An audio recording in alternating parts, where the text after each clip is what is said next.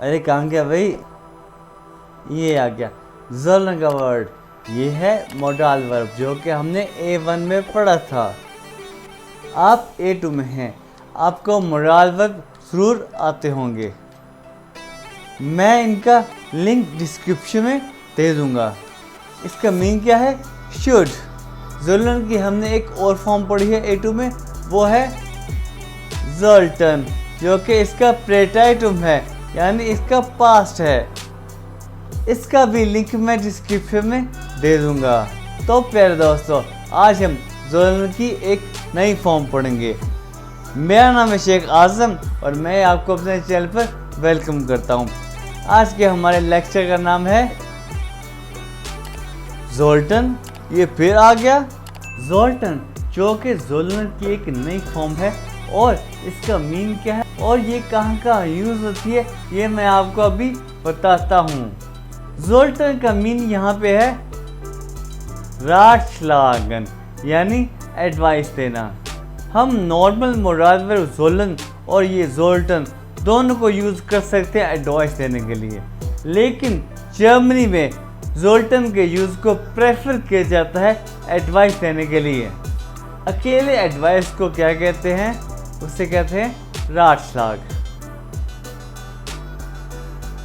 अब मैं आपको इसकी कुछ एग्जांपल्स और कॉन्जुगेशन दिखाता हूँ पर्सनल प्रोनाउन के साथ। पहली एग्जांपल क्या है?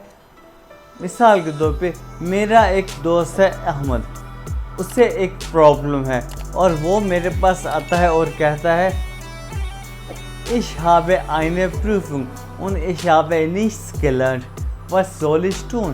मेरा एक एग्ज़ाम है और मैंने कुछ भी नहीं पढ़ा, मुझे क्या करना चाहिए? मैं कुछ सोचता हूँ और मैं उसे कैसे एडवाइस करूँगा? Du solltest bis zur Prüfung lernen, कि तुम्हें एग्ज़ाम तक लर्न करना चाहिए।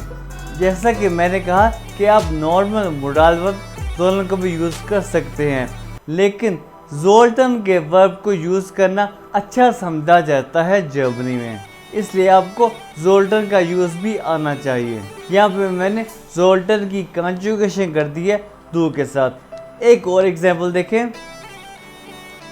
Du solltest immer höflich bitte und danke sagen.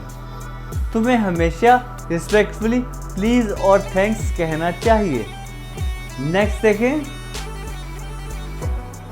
Wir sollten pünktlich zum Meeting kommen. हमें पंक्चुअल मीटिंग पर आना चाहिए। नेक्स्ट देखें। Ihr solltet eure Zimmer aufräumen. तुम लोगों को तुम्हारे कमरे क्लीन अप करने चाहिए। यहाँ पे मैंने ज़ोल्टन की कॉन्जुगेशन कर दी है या के साथ। आपको ज़ोल्टन की कॉन्जुगेशन याद करनी पड़ेगी पर्सनल प्रोनाउन के साथ। नेक्स्ट देखें। Ich sollte öfter Sport machen. मुझे अक्सर स्पोर्ट करनी चाहिए। Er sollte öfter mit seinen Eltern telefonieren.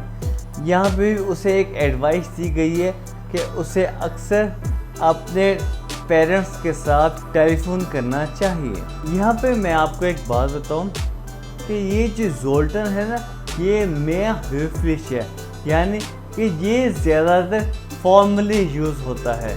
अब मैं आपको एक और मोडाल वर्ब दिखाता हूँ और वो है können।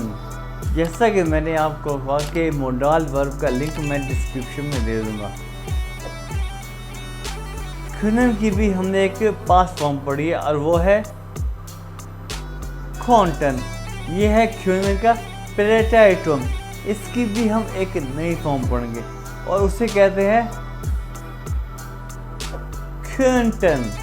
अब इसका क्या मीन है? इसको हम यूज़ करते हैं höflich bitte के लिए, यानी पोलाइट प्लीज के लिए। फॉर एग्जाम्पल, पहले मैं दिखाता हूँ इसकी conjugation. Du könntest, ihr könntet, sie könnten। मैंने सिर्फ इन तीनों के साथ इसकी कॉन्जुगेशन खुद दिखाई है आपको। आपको समझ आ जाएगी जब मैं इसके साथ सेंटेंसेस बना के दिखाऊंगा। फॉर एग्जाम्पल, जब आप किसी बैंक में जाते हैं तो आप उन्हें कहते हैं इंग्लिश में can you please help me, और इसे जर्मन में क्या कहते हैं,